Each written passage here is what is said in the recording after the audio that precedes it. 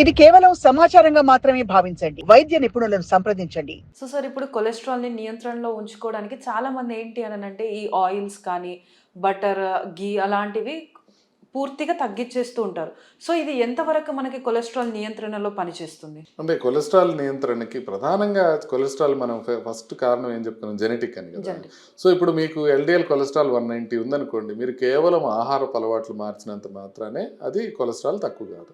But at the same time మరీ దారుణంగా కొంతమంది ఉంటారు మీరు అన్నట్టు, అసలు డ్రాప్ కూడా ఇది కాకుండా. ఇందాకే ఒక ఆయన వచ్చి నాకు చెప్తా ఉన్నారు, పొద్దున్నే ఏం తింటారు మీరు అంటే, బ్రేక్ఫాస్ట్కి ఒక ఫుల్ లెమను, ఒక 10 బ్లూబెర్రీస్ అండ్ ఇంకొక 2-3 ఆలివ్ ఆయిల్ ఒక 2 స్పూన్స్ వేసుకొని దాన్ని మిక్సీ చేసి అది తాగుతారంట. అంటే అది వింటుంటేనే నాకు కొంచెం ఇబ్బందిగా అనిపించింది, ఎలా తాగగలుగుతున్నారు మీరు అని అడిగాను నేను ఆయన. అంటే హెల్త్ కాన్షియస్గా అనుకున్న వాళ్ళు అసలు ఇక మ్యాక్సిమం వెళ్ళిపోతున్నారు అనమాట దాంట్లోకి. అస్సలు ఆయిల్ చుక్క పడకూడదు, అన్ని జాగ్రత్తగా తీసుకోవాలి. వాళ్ళు బయటికి వెళ్ళినా కూడా, ఎక్కడికి మీరు పెళ్ళికి వెళ్ళినా కూడా వాళ్ళు ఏం ఫుడ్ తినరు, వాళ్ళు అన్ని చూస్తూ ఉంటారు అంతే. జస్ట్ వీళ్ళు ఎంత చెత్తగా తింటున్నారు మిగతా వాళ్ళని చూస్తుంటారు తప్ప వాళ్ళు ఏం తినరు. మరీ ఆ లెవెల్లో చేసి మనం కొలెస్ట్రాల్ తగ్గించడానికి అవసరం లేదేమో అనేది ఒక అభిప్రాయం. అయితే కొలెస్ట్రాల్ మనకి ఇప్పుడు మనం ఫ్యాట్ అనేది మనం కొలెస్ట్రాల్ తినడం వల్ల కన్నా కూడా మన బాడీలో ఉత్పత్తి అయ్యే కొలెస్ట్రాల్ వల్ల కొలెస్ట్రాల్ లెవెల్స్ ఎక్కువ ఎఫెక్ట్ అవుతాయి. అంటే ఇన్ ది సెన్స్, ఇప్పుడు మీరు తిన్న కొలెస్ట్రాల్గా అబ్జర్వ్ కాదు, అది ఫ్యాటీ యాసిడ్స్ కింద బ్రేక్ డౌన్ అయ్యి అబ్జర్వ్ అవుతుంది. అందుకే ఏం చెప్పారంటే 84% ఆఫ్ ది కొలెస్ట్రాల్ బాడీ లోపలే ప్రొడ్యూస్ అవుతుంది, ఒక 16% ఆఫ్ ది కొలెస్ట్రాల్ మాత్రమే మనం ఫుడ్ తిన్నప్పుడు దాంతో యాడ్ అవుతుంది అని. సో అందుకని అట్లనే అడదిడంగా తినేమని కాదు, బట్ తినే దాంట్లో కొంత మేరకు మనం మరీ ఇబ్బంది లేకుండా ఒక మాదిరిగా తింటే ఏం ప్రాబ్లం లేదు. అంటే రోజు ఫ్రైస్ తింటున్నారు, రోజు ఆయిల్ ఎక్కువ తింటున్నారు, ఖచ్చితంగా పొరపాటే. బట్ అట్లని అస్సలు తగలకూడదు అనేది, లేకపోతే టిష్యూ పేపర్లో పకోడీని బాగా నలిపేసి తినేవాళ్ళు, ఇట్లా కూడా అవసరం లేదని నా ఉద్దేశం. ఓకే. సో సార్ ఇప్పుడు అంటే ఇప్పుడు మనం అనుకున్నట్టు ఆయిల్స్ కొంతమంది డిస్కార్డ్ చేసేస్తే, కొంతమంది ఏంటి అంటే కొన్ని రకాల ఆయిల్ కానీ లేకపోతే కోకోనట్ ఆయిల్ అని ఇది కుకింగ్లో యాడ్ చేసుకుంటూ ఉంటారు. అసలు బేసిక్గా మనం కొలెస్ట్రాల్ని తగ్గించుకోవడానికి ఏ టైప్ ఆఫ్ ఆయిల్స్ని మన కుకింగ్లో యూస్ చేసుకుంటే బెటర్ అంటారు?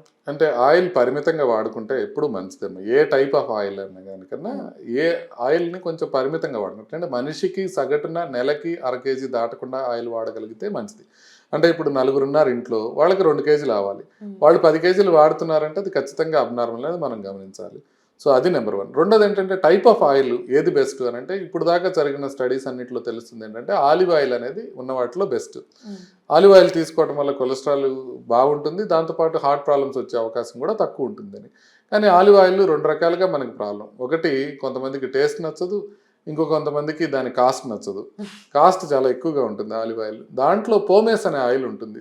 ఆలివ్ ఆయిల్లో టైప్స్ ఉంటాయి, ఎక్స్ట్రా వర్జిన్ ఆయిల్ అని, వర్జిన్ ఆయిల్ అని, పోమేస్ ఆయిల్ అని, ఇట్లాంటివి ఉంటాయి. పోమేస్ ఆయిల్ మన ఇండియన్ కుకింగ్ కూడా వాడుకోగలిగిన ఆయిల్ అనమాట. But in general olive oil ఎక్కువ కాలం మన వాళ్ళు తినడానికి, మనం చేసుకునే కుకింగ్కి అంత బాగా పనిచేయకపోవచ్చు. సో మిగతాది ఏం చేయాలి, మీరు ఏది తీసుకున్నా పర్వాలేదు. మీరు పల్లి నూనె తీసుకుంటున్నారు తీసుకోవచ్చు, నువ్వుల నూనె తీసుకుంటున్నారు తీసుకోవచ్చు, ఇవి మీకు కోల్డ్ ప్రెషర్ తీసుకుంటున్నారు మంచిదే, తప్పేం లేదు.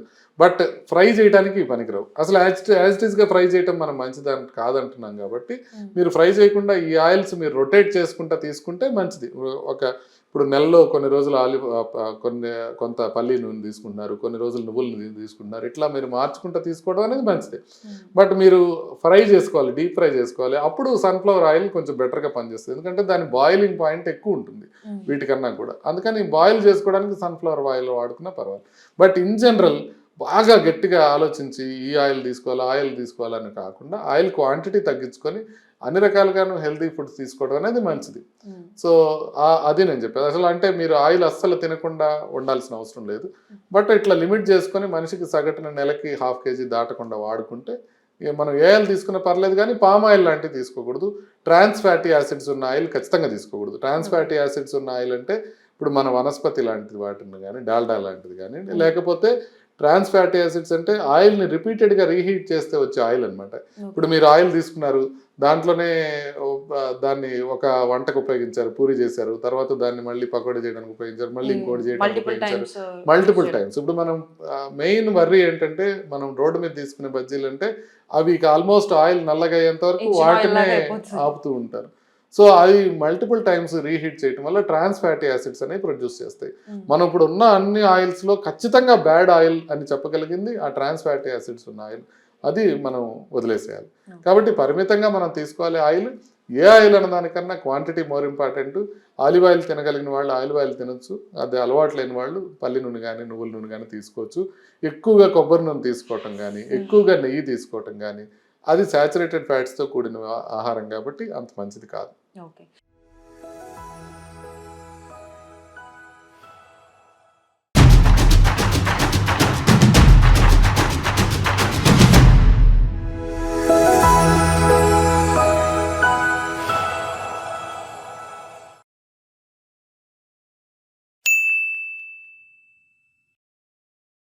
సాక్షి టీవీ ప్రసారాలను నిలిపివేయటం చట్టరీత్యా నేరం. సాక్షి టీవీ ప్రసారాల కోసం మీ స్థానిక కేబుల్ ఆపరేటర్ను వెంటనే సంప్రదించండి. DTH లో ఇంటర్నెట్ లో కూడా సాక్షి టీవీ ప్రసారాలను వీక్షించవచ్చు.